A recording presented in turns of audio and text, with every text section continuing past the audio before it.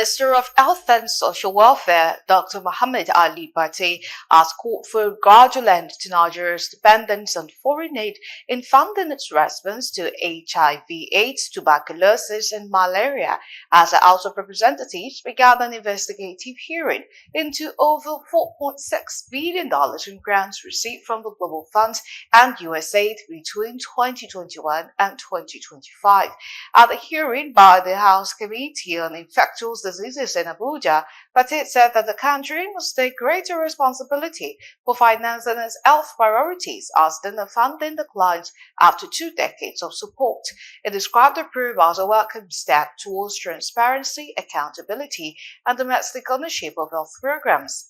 Declaring the session open, Speaker Honorable Abbas Tajuddin, represented by Honorable Ibrahim Isiaka, said the investigation reflects the Parliament's resolve to ensure transparency in health funding.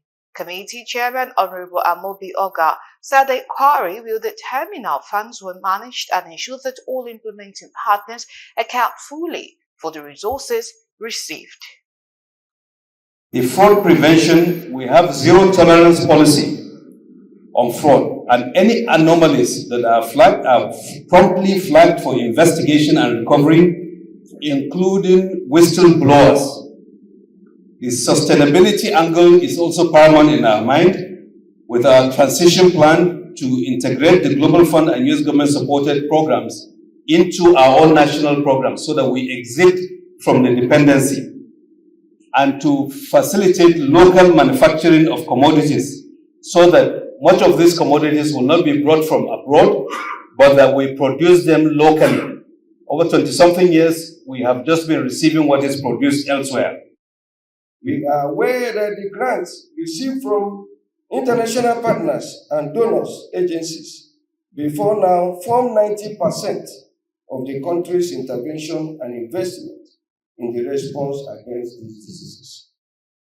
Henceforth, we cannot continue to receive grants and aids that reduces us as mere spectators, while the donors' countries spearhead the management and administration of those grants indirectly.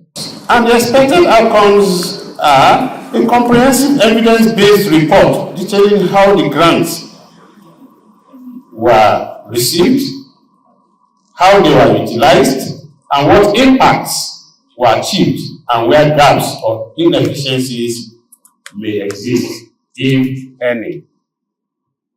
Recommendations to strengthen governance, financial management, procurement, monitoring and evaluation, and accountability frameworks for health funding.